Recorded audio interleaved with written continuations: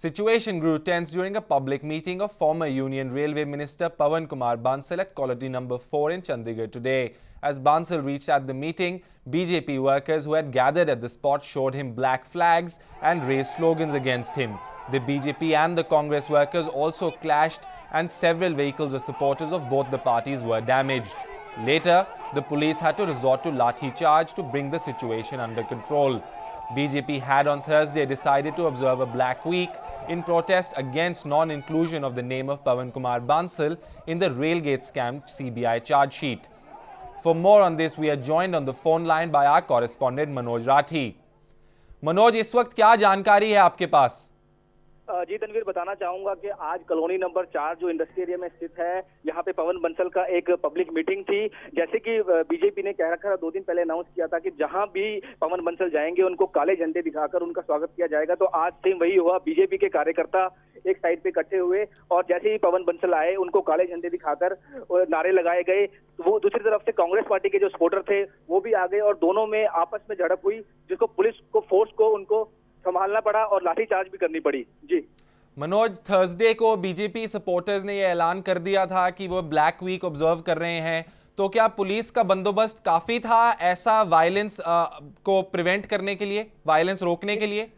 जी तनवीर, बताना चाहूंगा कि पुलिस का पूरा बंदोबस्त था। यहाँ पे पुलिस फोर्स की गाड़ियां काफी सारी, आईआरबी पुलिस भी थी, यहाँ पुलिस फोर्स आई थी। मौके पर डीएसपी जो है विजय कुमार भी थे। लेकिन बीजेपी के कार्यकर्ता कॉर्नर पे बिल्कुल ब्लैक फ्लैग लगा के, नारे लगा के यहाँ पे पवन बंसल की वेट कर रहे थे। जैसे ही पवन बंसल इंटर हुए कॉलोनी नंबर 4 में, उन्होंने नारे लगाए पवन बंसल के खिलाफ और दूसरी तरफ से जो उनके सपोर्टर थे कांग्रेस के, आपस में उन दोनों की झड़प हो गई, जिसमें पुलिस को जो है बीच बचाव करने के लिए लाठीचार्ज करना पड़ा। और इसमें मैं बताना चाहूंगा कि बीजेपी की कई गाड़ियां जो है कांग्रेस के सपोर्टरों ने वो भी तोड़ी हैं। जी क्लैश में किसी को चोट आई है मनोज?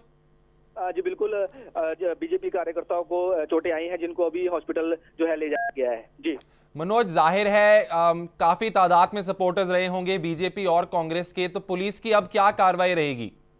जी बिल्कुल, फिलहाल अभी ये जो पब्लिक मीटिंग है पवन बंसल की अभी चल रही है, अभी खत्म नहीं हुई है। इसके बाद जो है हमारी डीएसपी विजय कुमार से हमारी बात हुई थी। उनका यही कहना है कि जो भी है यहाँ पे लड़ाई झगड़ा हुआ है, जो भी दोषी पाए जाएंगे उनके खिलाफ सख्त से सख्त जो है वो कार्रवाई की जाएगी। जी, और क्या पवन कुमार बांसल ने इसके बारे में कुछ कहा है? अभी तक कुछ स्टेटमेंट दी है? आप कह रहे हैं वो अभी तक वहां पर हैं, उनका क्या रिएक्शन है इसके ऊपर? बिल्कुल, पवन बंसल का यही कहना है कि बीजेपी पार्टी का जो है, उनका यही एलिगेशन है कि बीजेपी पार्टी का यही काम है कि जहां पे भी जो है उनका जैसे कि एलिगेशन है बीजेपी का कि सीबीआई जो है वो गलत चार्जशीट जो है वो क्लीन चिट जो दी है, तो उनकी यही डिमांड है कि बीजेपी का यही काम है कि हर चीज को जो है वो गलत कहते हैं। आज भी जो हुआ है उसके सारे जिम्मेदार जो है वो बीजेपी पार्टी के जितने बड़े लीडर्स हैं, ये उन्हीं की वजह से हुआ है। जी मनोज, धन्यवाद हमारे साथ जुड़ने के लिए। हम आपसे इस हादसे की अपडेट लेते रहेंगे।